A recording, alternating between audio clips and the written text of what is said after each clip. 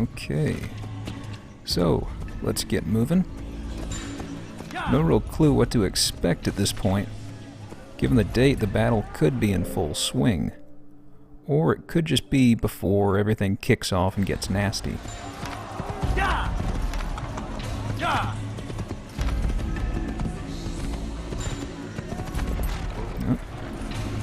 There's some dudes up there.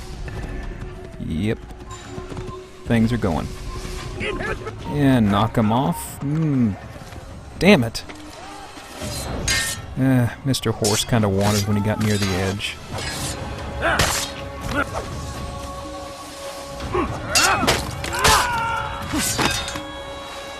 But hopefully we'll have the element of surprise on our side. We shouldn't have too many surprises along the way. Maybe a small scuffle or two, but that's to be expected. Looks like we got ourselves one of said scuffles right up here. Give up! Your life ends. Yep.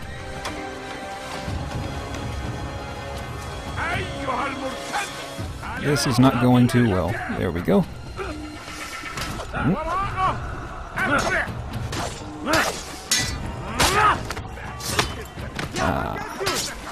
Thank you, sword. You're doing quite nicely. But I'll cut out a little bit of the fighting there. My timing is pretty horrendous, so a lot of these fights are a little uglier than normal. Uh-oh. Sweet Jesus! Well, after about 3 solid minutes of fighting, that hopefully is the worst of it.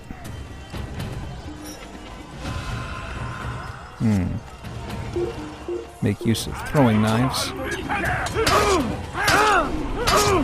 And get hit a lot.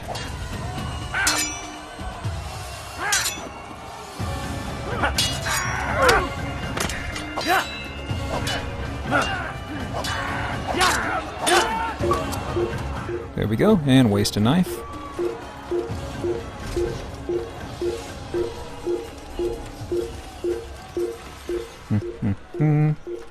Well, there's some guys up there, but those idiots can't get to me. It appears I can't get to them. What the? Oh, great. I forgot that Saladin had ninjas under his army. Fantastic.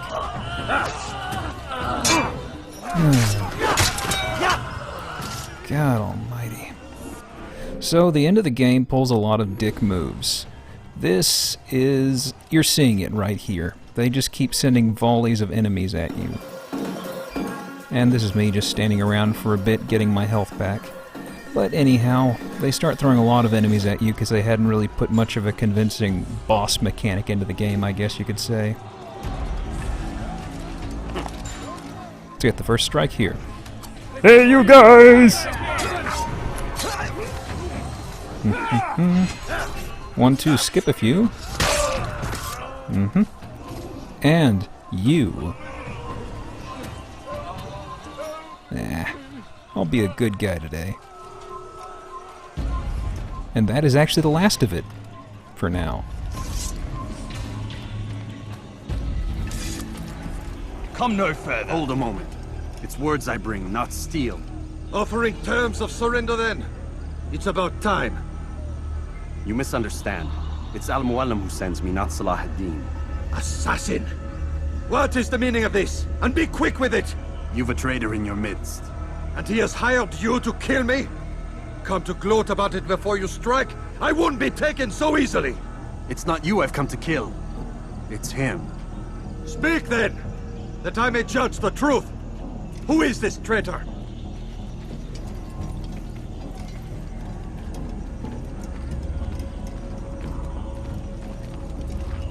Robert de Sable. My lieutenant! He aims to betray. That's not the way he tells it. He seeks revenge against your people for the havoc you've wrought in Acre. And I am inclined to support him. Some of my best men were murdered by some of yours. It was I who killed them, and for good reason. Hear me out. William of Montferrat. He sought to use his soldiers to take Acre by force. Gagné de Naplouse. He would use his skills to indoctrinate and control any who resisted. Sabrand. He intended to block the ports, preventing your kingdom from providing aid. They betrayed you, and they took their orders from Robert. You expect me to believe this outlandish tale? You knew these men, better than I. Are you truly surprised to learn of their ill intentions? Is this true? My liege, it is an assassin that stands before us. These creatures are masters of manipulation. Of course it isn't true. I've no reason to deceive. Oh, but you do. You're afraid of what will happen to your little fortress. Can it withstand the combined might of the Saracen and the Crusader armies? My concern is for the people of the Holy Land. If I must sacrifice myself for there to be peace, so be it. This is a strange place we find ourselves in. Each of you accusing the other. There really is no time for this. I must be off to meet with Saladin and enlist his aid. The longer we delay, the harder this will become. Hold a moment, Robert. Why? What do you intend? Surely you do not believe him? It is a difficult decision, one I cannot make alone. I must leave it in the hands of one wiser than I. Thank you. No, Robert, not you. Then who? The Lord. Let this be decided by combat. Surely God will side with the one whose cause is righteous. If this is what you wish, It is. so be it. To arms, assassins! Well, time for this song and dance again. A whole pack of soldiers who are the highest tier for the most part. So the Hidden Blade is my best buddy here. Well, that and the fact that your health does regenerate over time. Unfortunately, this invisible wall and lots of soldiers on screen gives a lot of slowdown. So even though my timing was already pretty sucky when I went through with this play, it was made even worse by the game chugging. But this is the last guy. Now, get ready for an awesome boss fight. Just kidding. It's done then. Your schemes, like you, are put to rest. You know nothing of schemes. You're but a puppet. He betrayed you, boy. Just as he betrayed me. Speak sense, Templar. Or not at all. 9 men he sent you to kill, yes? The 9 who guarded the treasure's secret. What of it? It wasn't 9 who found the treasure, assassin. Not 9, but 10. A 10th? None may live who carry the secret. Give me his name. Oh, but you know him well. And I doubt very much you'd take his life as willingly as you've taken mine. Who? It is your master, Al-Mualim. But he is not a Templar. Did you never wonder how it is he knew so much? Where to find us, how many we numbered, what we aspired to attain? He is the master of the assassins. We, master of lies. You and I just 2 more pawns in his grand game. And now, with my death, only you remain. Do you think he'll let you live, knowing what you do? I've no interest in the treasure. But he does. The only difference between your master and I is that he did not want to share. No. Ironic, isn't it? That I, your greatest enemy, kept you safe from harm. But now you've taken my life, and in the process, ended your own.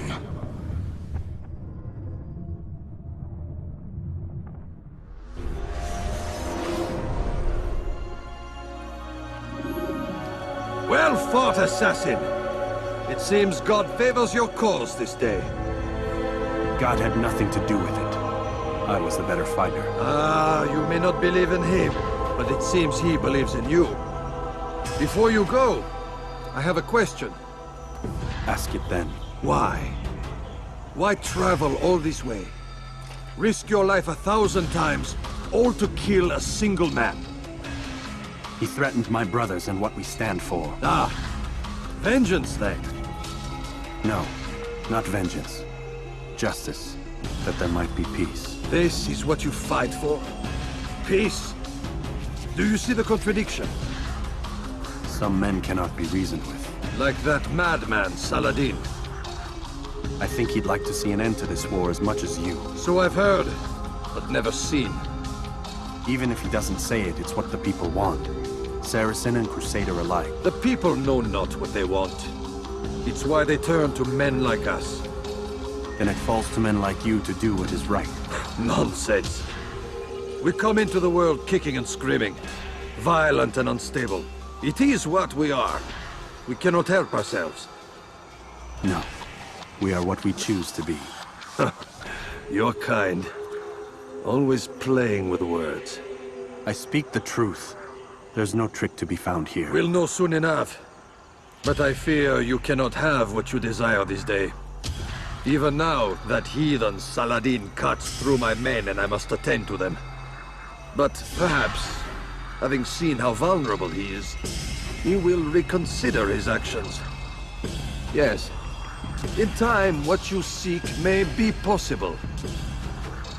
You were no more secure than him. Do not forget that. The men you left behind to rule in your stead did not intend to serve you for longer than they had. Yes. Yes. I am well aware. Then I'll take my leave. My master and I have much to discuss. It seems that even he is not without fault. He is only human, as are we all.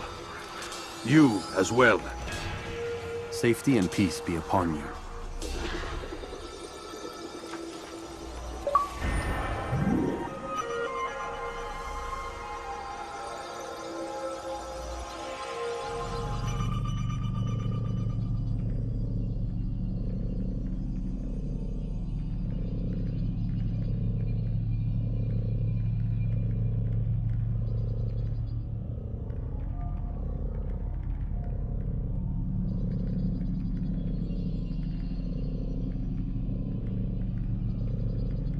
Time to start the program, Desmond.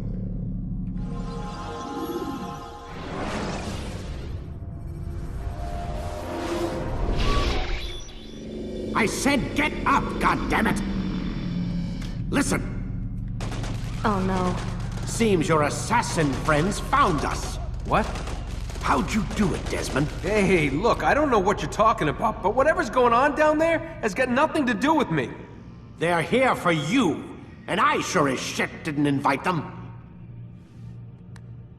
What's the situation down there? We're taking heavy fire. Can you contain it? Or do I need to evacuate the prisoner? Only 5 or 6. We've got them outnumbered.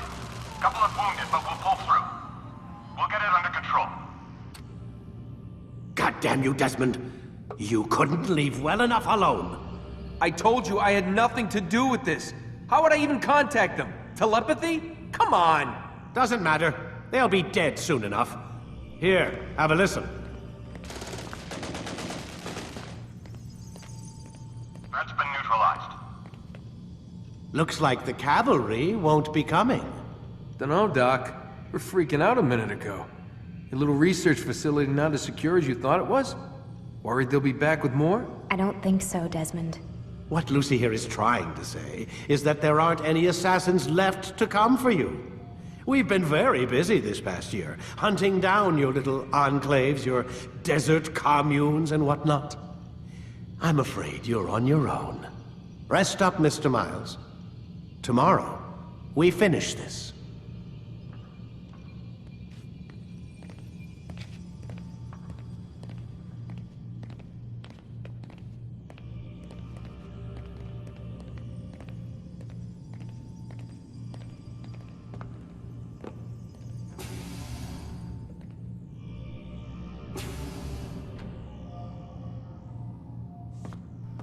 Come on.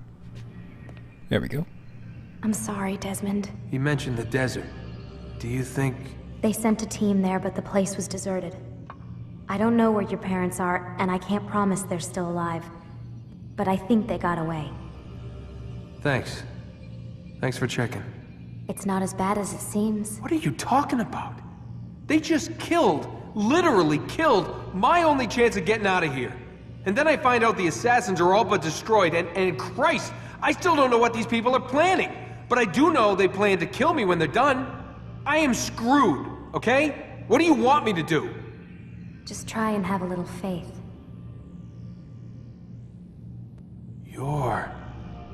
Have faith. Rest up, Desmond. You're gonna need the energy. And the plot thickens.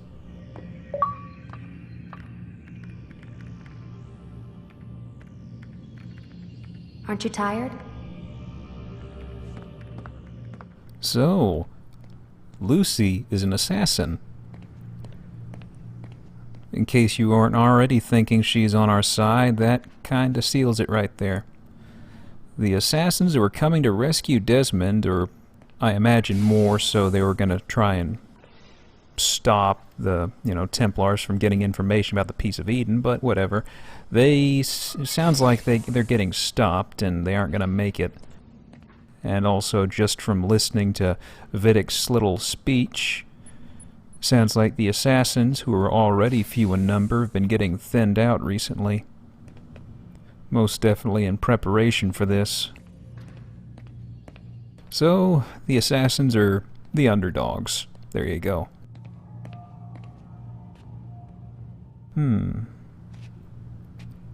Now, last time, I said I'd put this off. But now, we have an email to read. Nothing else in here? Aside from a little laptop on the table.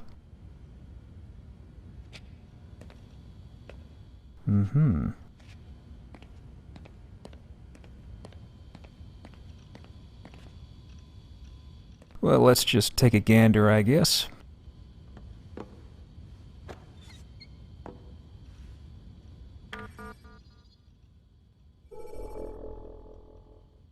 And get ready to read quite a bit. This is kind of important right here.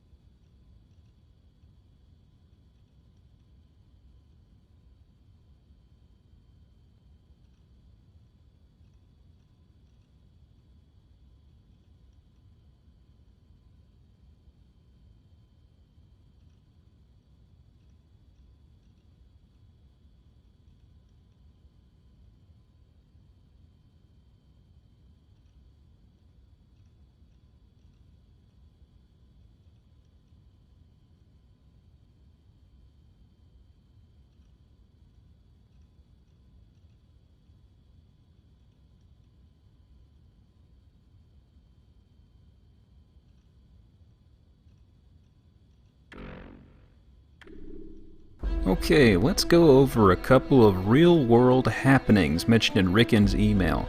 Firstly, the Philadelphia experiment. It's pretty much a confirmed hoax nowadays. But like every hoax, you have your tin-foil hat-wearing crazies running around that are trying to perpetuate it. Now, the hoax claimed that the USS Eldridge, a U.S. destroyer ship, underwent a retrofitting and took part in two separate experiments in 1943, resulting in namely invisibility and teleportation. Yes, invisibility and teleportation. The claim mechanics behind this vary considerably.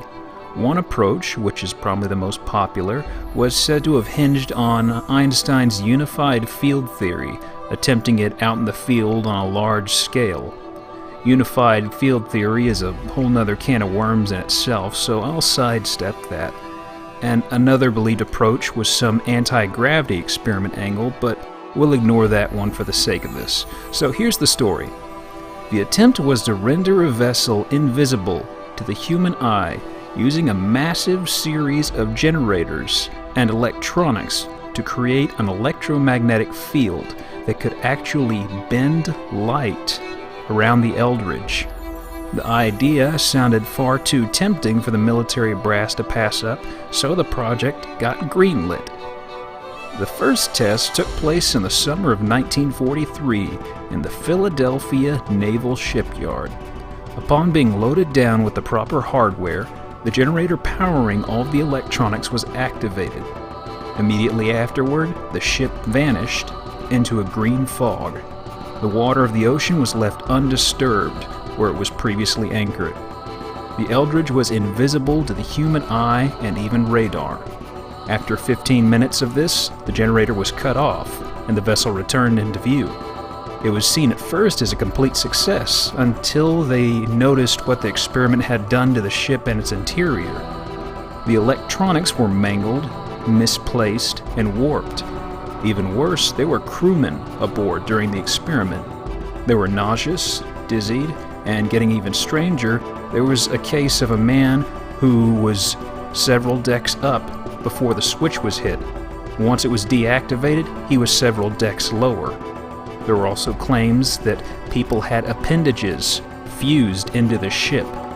There are also versions that mention mental health issues developing among the crew who were on board. Citing that it wasn't properly calibrated, the Eldridge was fixed up again and ready for another shot in October the same year.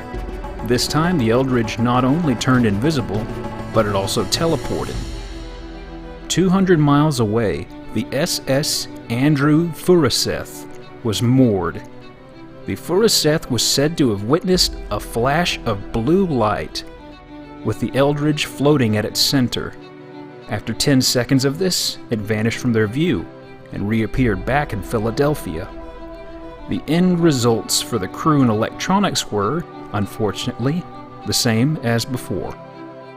Now, this hoax was spread by one fella, such as they usually are.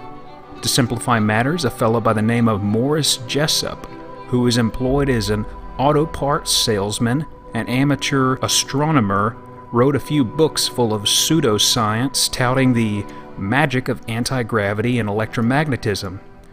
Following these books, he was contacted by a fella named Carl Allen, who was, he wasn't playing with a full deck, from everything I have seen. Now, this Allen fellow started feeding him stories, and one of them was regarding the SS Eldridge and the Philadelphia experiment. There are more details, but given how crazy science spreads like wildfires at times, I'm sure you can fill in the blank on what happened from here. Now, the science is full of more holes than a block of Swiss cheese. The most straightforward way to cut it down, though, lies in the basic physics involved. This is heavily grounded in electromagnetics, but Maxwell, the father of electromagnetics, had a series of equations, and they show straight up that light cannot be bent by gravity, which was essentially the main idea behind this. You have Einstein's theory of general relativity that shows that light can be bent, but you need something that is absolutely gigantic in terms of mass. We're talking about the size of the sun, or maybe even a black hole. Even if the science was sound, the scale involved in the experiment is way too small to have yielded any meaningful results. Plus, the approach of just plugging in a ton of electronics and flipping a switch and hoping it turned invisible sure doesn't really hold a lot of water, I'd say. On the realism front, this was some super top-secret experiment for naval warfare in World War II, right? Well, the naval shipyard in Philadelphia is, it's very open. There was basically no real chance for secrecy given its location. Plus, if the experiment was a success, as the stories go, the military would have pursued it further, given the possibilities, to further drive the axe into this hoax. The crew of the real Eldridge laughed about the story, and they also mentioned on the offhand that they'd never even been into Philadelphia's shipyard. But behind every story, there is something that got the ball rolling. How did this start? Well, a fellow by the name of Edward Dudgeon claimed that there was an invisibility experiment attempted by the Navy, and it did involve electromagnetism. It isn't what you think. Torpedoes of the era utilized some crude magnetics to steer the torpedo toward its target. The attempt was to use a strong EM setup to make the magnetic signature rather crazy, you could say. It was something that Dudgeon referred to as degaussing. The end result would lead to a potentially misguided torpedo and a miss. And it's usually accepted that this is probably what got the ball rolling and started the whole thing. Moving along to our next item, the Tunguska event.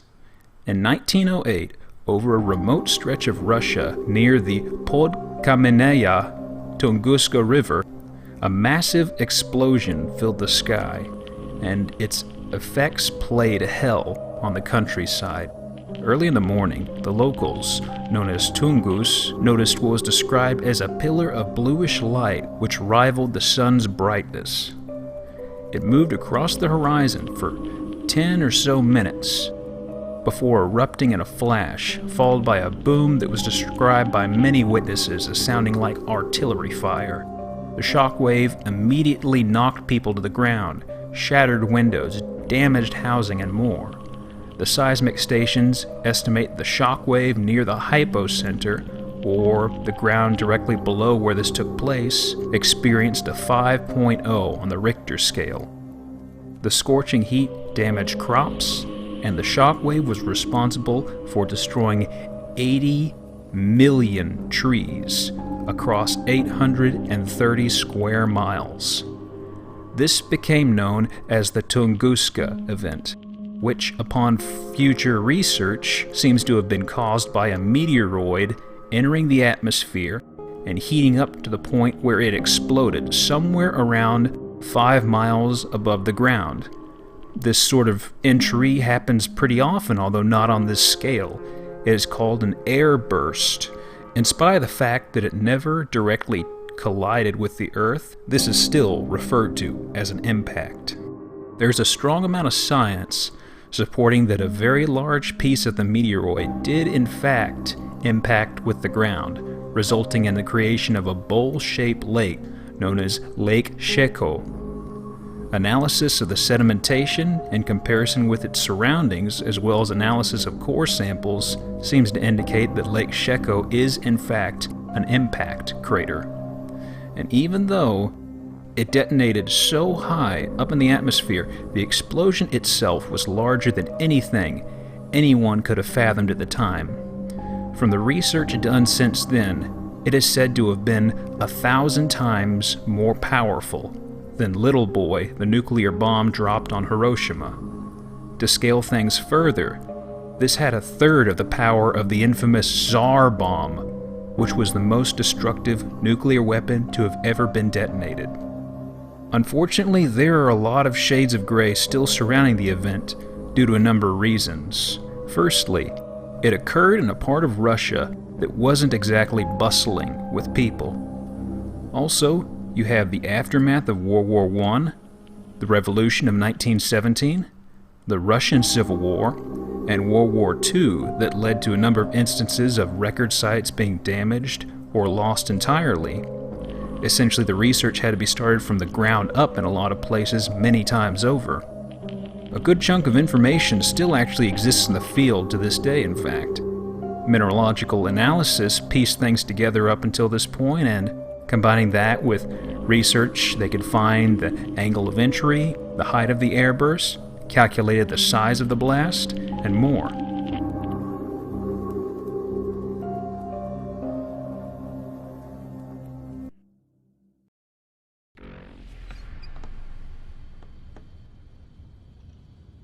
So bear in mind also the Grail information. At the very end, during the credit reel and across some of the time afterward, I'm going to be basically explaining what happens across the course of the DS game and the PSP game. I haven't played either, but I know the plot and how it ties in, and they are of importance. The Grail in particular ties into the PSP, or I'm sorry, the DS. But let's cyberstalk Lucy here. September 7th, nope, nothing in the inbox. There's something out box. It's a chain discussion here about Vidic forgetting a password yet again. But yeah, in order to get into the conference room, you need this code here.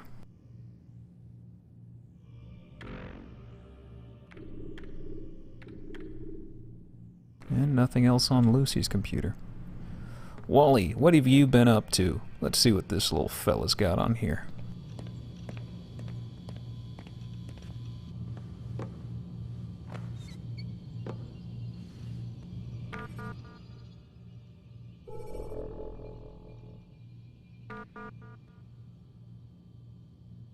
Oh, we got a couple things here, it looks like.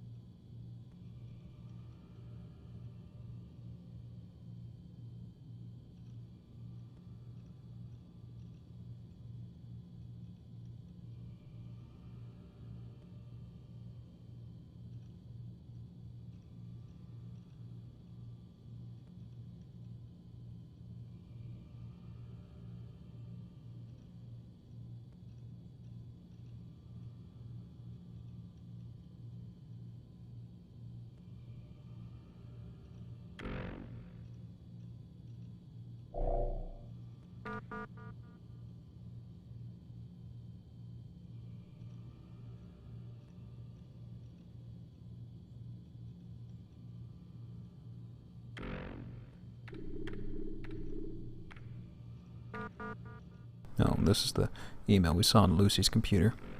And it's already deleted. But yeah, as you might have noticed, there we are subject 17. There was a subject 16 that preceded us, and that fella is of pretty big importance, both in this and the sequels, so we'll be hearing about that fella in the future. Just something to bear in mind. Nap time!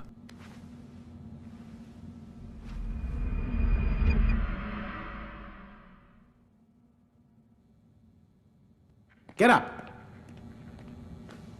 Even earlier than usual, Doc. I'd like to get this over with as quickly as possible. If you say so. Don't be so glum, Mr. Miles. Today is a historic day. One that will be remembered for years to come. Remembered by some of us, anyway. Well, let's go ahead and get this over with, I guess. Seems we gotta have a couple words with Al-Mualim back in Masyaf. And of course, Lucy's not got any words for us, and unfortunately it sounds like the assassin issue was ironed out, given by his disposition and the fact that we aren't freed. So, only one thing left to do. Dive back in and wrap this up. Following the loss at Hattin, Conrad of Montferrat, left as the most dominant crusader force in the region, managed to hold out against Saladin's incessant attacks and dug in like a tick at Tyre. By this point, Guy was presumed dead. Conrad, being the main force in the region and proven in battle, was an ideal candidate for king. He just needed to wait for the King of England, the King of France, and the Holy Roman Emperor to show up and crown him king. Pretty simple. Well, not quite. You see, Saladin had tried bargaining with Conrad, hoping he could talk him into peacefully leaving. One of the bargaining chips brought up, and promptly shoved aside, threw a monkey wrench into his plans for the crown. It was Guy and his wife, Sibylla. He was still alive and being held captive. Seeing that he wasn't making much headway in the way of negotiations, Saladin simply let Guy go and left Conrad on his own for now. As I mentioned in the previous history segment, Conrad and Guy were essentially opposing factions. As you can imagine, they weren't exactly buddy-buddy at this point. Guy showed up at Tyre and pretty much told Conrad, from outside the city gates mind you, that he was taking over. Conrad simply laughed and said that he wasn't letting Guy take over. He already lost his right as king following his terrible loss at Hattin. Additionally, Baldwin IV stated that should young Baldwin V died, his most rightful heirs would fill in until the kings from Europe showed up to name the next king of Jerusalem. His battle experience and composure far surpassed Guy's, meaning he would be the logical choice. But on the flip side, his nephew, the only thing that was tying him to the throne by blood, was gone. The title of king could only either go to Guy, Sibylla's husband, or Humphrey, the younger sister's husband. Humphrey had already by this point declared allegiance to Guy and had no desire to rule, so he'd pretty much be the king without any major opposition. Now, by this point, a call for a new crusade was gathering steam. Fresh crusaders were rolling in, and the Third Crusade had finally begun. Guy simply parked himself outside of Tyre's gates and snagged up as many crusaders as he could. Once he had enough men, he marched south to Acre, hoping to take it as a stronghold. This kick-started the Siege of Acre, which lasted from 1189 to 1191, almost exactly 2 years long. Acre's occupying Saracen force had twice the head count of Guy's army. He attempted a direct strike initially, but he was easily stopped. With the aid of a Sicilian ship blockade offshore of Acre, Guy dug in like a tick outside the city walls to wait things out. Louis of Thuringia arrived with the recent surge of crusaders and swung by Tyre to speak with Conrad. Conrad was eventually strong-armed into lending Guy some manpower to help with his siege. Saladin caught development of this, and in the fall of 1189, he swept in to strike Guy's forces with a support army from outside the Acre siege he was holding. This left Guy sandwiched on two fronts. At some point in 1189, Gerard of Riedfort, the Grand Master of the Knights Templar, was slain. From the theories and reactions touched on the previous episode, I side with the theory that he was captured in one of these skirmishes and executed before Saladin. However, in spite of these crippling losses and constant pressure from the Saracen forces, Guy refused to budge from his position. Soon, word arrived that the Holy Roman Emperor Frederick Barbarossa was arriving and would join the Crusades. Word of Barbarossa's arrival caused a morale boost for the Crusaders and further unease for Saladin. In response, he further reinforced the army that was laying siege to Guy's forces. All eyes were on this siege, and a defeat by either side would be very detrimental. Control of the seas flip-flopped repeatedly, allowing both sides to receive intermittent supplies of food and water. In spite of this, and a fresh flow of troops, conditions in the Crusader camp grew worse and worse. Disease, limited water, lack of food, decreasing morale, and more left things looking rather bleak. To hit a particular low point for Guy, his wife and 2 daughters died from malaria. Suddenly, he had no real tie to the throne.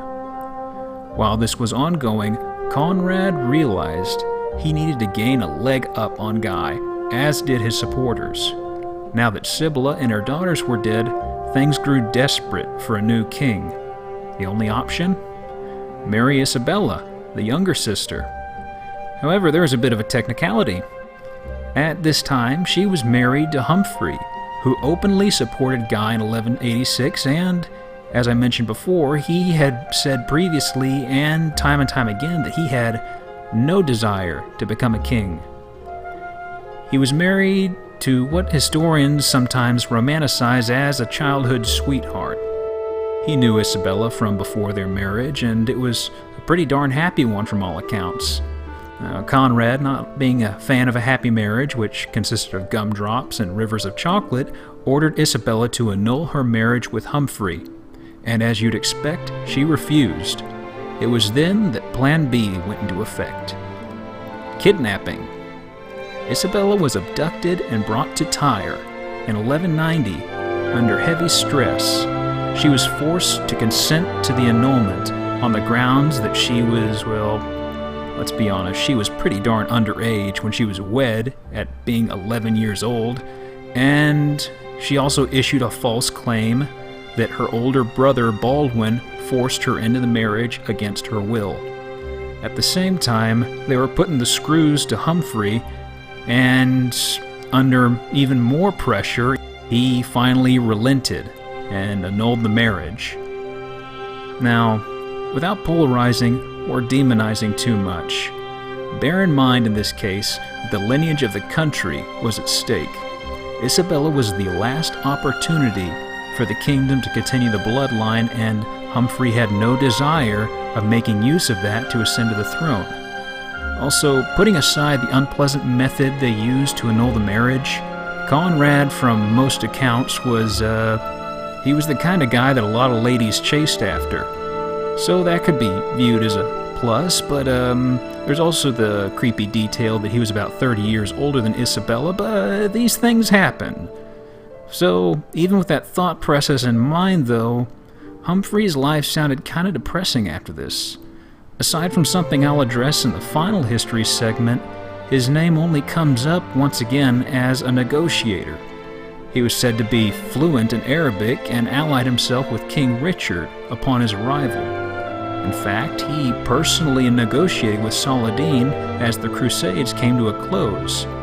Unfortunately, he died in 1197 from unknown causes, barely 30 years old at the time. Feeling bummed out? Well, let's rub a little salt in that wound. Even his most fervent supporters admitted unanimously that he was quite the girly man. If the bookkeepers and the historians and what have you record you as being a pansy in the annals of history, well, that's pretty damning evidence right there. But hey, let's move away from that. Back to the battle. With his wife and daughters dead and the path to the throne closed off, the winter of 1190 to 1191 led for even more trouble for Guy's forces at Acre, as the weather at sea worsened and cut off his supplies almost entirely. It wasn't until the beginning of 1191, nearing spring, early summer, that he actually saw more supplies. Not too long thereafter, King Richard and his army finally arrived to lend aid. King Richard took control of the siege and began hammering Acre's walls. By early July, a particularly large breach was formed, and a week later, the Saracens within the garrison finally surrendered. The two sides negotiated prisoner exchanges, and Richard laid out a very specific list of nobles he wanted among the prisoners. The Saracens presented him with a group of Crusader prisoners, but the specified nobles were not among them. Enraged by this, Richard ordered immediately to have 2,200 Saracen prisoners decapitated. Hearing this, Saladin did the exact same thing to his captives. Shortly thereafter, talks broke off, and in late August, Richard set out southward to capture the port city of Jaffa. Saladin pursued, and the two forces would collide at Arsuf.